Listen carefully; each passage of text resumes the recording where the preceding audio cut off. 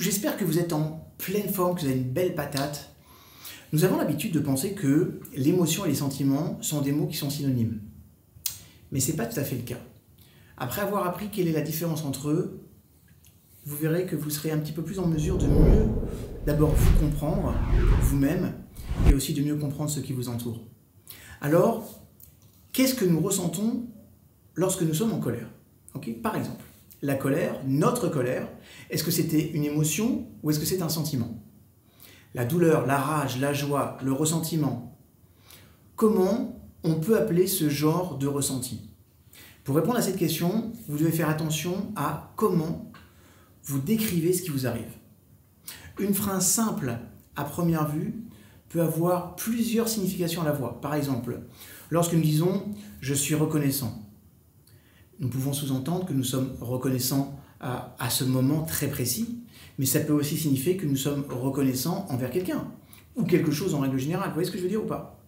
De la même manière, si nous disons « je suis fier », nous pouvons penser à la fois à la fierté au moment précis, je suis fier maintenant parce que je viens de réaliser quelque chose, ou à la fierté de quelqu'un ou de quelque chose en général.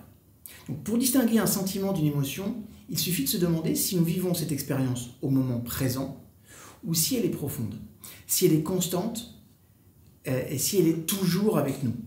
Par exemple, l'émotion, c'est ce qui nous arrive ici, tout de suite. Le sentiment, il dure longtemps et il prend beaucoup plus de place dans notre vie. L'émotion, elle est instantanée, Elle est liée limite à notre système de réaction automatique. Parfois, on pourrait l'appeler le système reptilien. Alors que le sentiment, lui, il va prendre sa racine dans un schéma qui est un schéma limbique.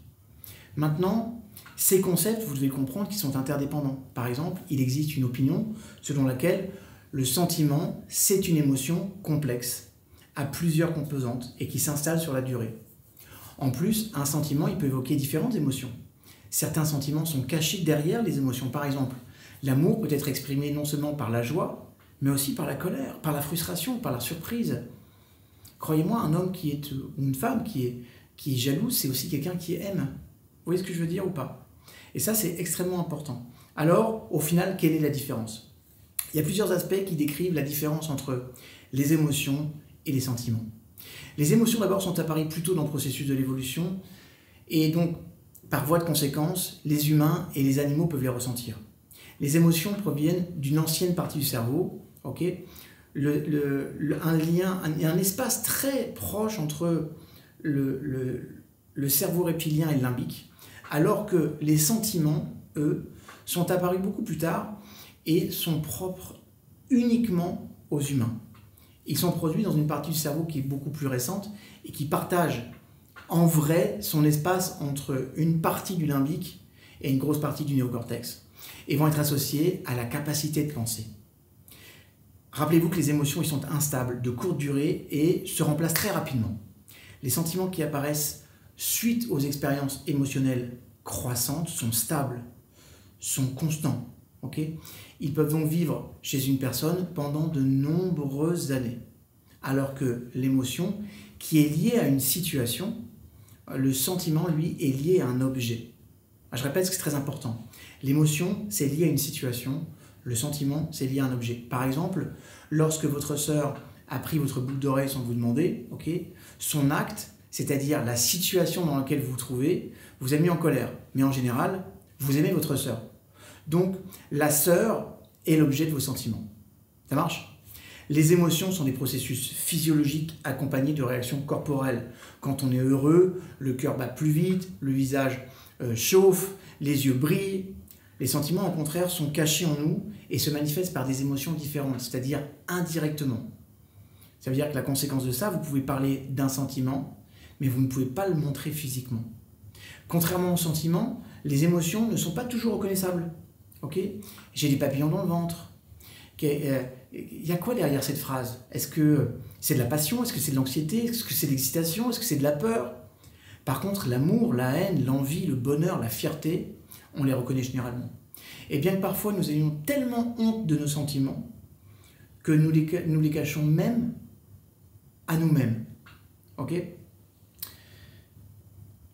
Nous ne pouvons pas ressentir deux émotions différentes en même temps. Par contre, on peut ressentir 2 sentiments en même temps, c'est possible, jusqu'à 3 même. Autrement dit, nous pouvons haïr et aimer une personne en même temps, mais nous ne pouvons pas à la fois nous réjouir et être tristes. D'accord? Donc, comment apprendre à reconnaître vos sentiments? C'est ça la vraie question que vous devez vous poser. Il existe une liste standard d'émotions. Colère, tristesse, peur, dégoût, intérêt et joie. Intérêt ou surprise. Chacune d'elles va correspondre à un certain type d'activité cérébrale et une réaction physiologique. Et selon la neuroscientifique Lisa Barrett, nous distinguons une émotion d'une autre, non seulement par des différences dans les réponses physiologiques, mais aussi par le contexte et l'expérience personnelle.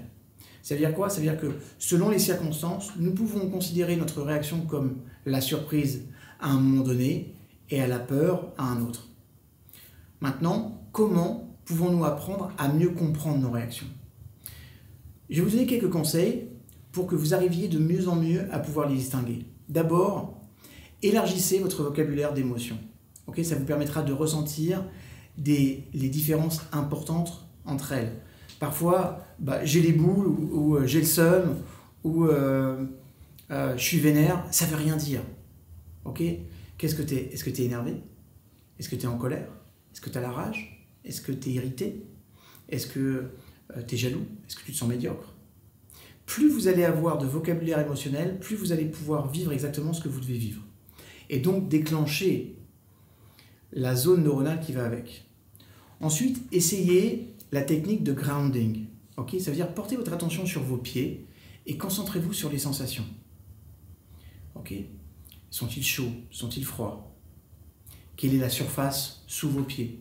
Comme ça, votre corps va apprendre à distinguer les réactions à une émotion particulière. Donc posez-vous la question quand vous ressentez quelque chose, c'est où est-ce que ça se passe concrètement? Qu'est-ce que je ressens? Est-ce que c'est chaud? Est-ce que c'est froid? Est-ce que c'est lancinant? Est-ce que c'est rythmé? Parlez de vos sentiments aussi au lieu de les montrer.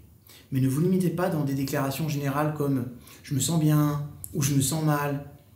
Connectez toute la gamme du spectre émotionnel. Je me sens apaisé, je me sens découragé, okay? Je me sens contrarié, je ressens des frissons. Okay? Plus vous allez être précis dans la façon dont vous parlez de vos émotions, et plus ça va vous aider. Parce que vous allez voir qu'en remarquant la différence entre les sentiments et les émotions, vous pouvez mieux comprendre ce qui vous arrive et mieux comprendre les autres. Et ces compétences seront toujours plus utiles pour ceux qui souhaitent établir des relations chaleureuses et de confiance avec les autres. Mais rappelez-vous en tout cas cette grande différence. Les émotions sont une réaction souvent physiologique, c'est-à-dire j'ai ma réaction physique et ensuite je réfléchis. Vous traversez la rue, un crissement de pneu, vous vous protégez pour vous rendre compte que l'objet de votre danger était de l'autre côté, que ça ne vous concernait pas. Mais vous avez eu la réaction de protection d'abord. C'est donc lié à l'instinct de survie. Alors qu'un sentiment sentimental, un ressenti qui vient du mental, c'est-à-dire qu'on est dans une charge et une descente cognitive, c'est-à-dire ce sont les représentations mentales qui vont me permettre de vivre ce que je dois vivre. Vous comprenez? Donc plus vous allez distinguer les sentiments des émotions, plus vous allez pouvoir parler de vos émotions, et mieux ce sera. D'ailleurs, j'ai une question aussi à vous poser. Très prochainement, je voudrais sortir une très grande formation sur l'intelligence émotionnelle pour permettre à chacun d'apprendre à gérer ses émotions. Vraiment, gérer ses émotions grâce aux tout derniers apports que nous ont donné les neurosciences. Dites-moi juste si ce genre de programme peut vraiment vous intéresser. Vous me dites ça dans les commentaires pour savoir si je me plante ou si je ne me plante pas. Moi, je pense que c'est essentiel d'apprendre ses émotions et d'apprendre cette intelligence, parce qu'on parle de l'intelligence relationnelle, l'intelligence émotionnelle. Là, il y a l'intelligence cognitive, mathématicologique, mais l'intelligence émotionnelle, très peu de gens sont à même de nous l'enseigner. Et moi, je voudrais vraiment vous donner tout un programme complet pour vous apprendre à identifier vos émotions, savoir les gérer en toutes circonstances et même apprendre à les programmer. Ça pourrait être cool. Dis-moi si ça vous intéresse. Si ça vous intéresse, je lancerai ce programme dans les 2-3 mois qui viennent. Mais j'ai une super grosse matière là-dessus. Je vous aime.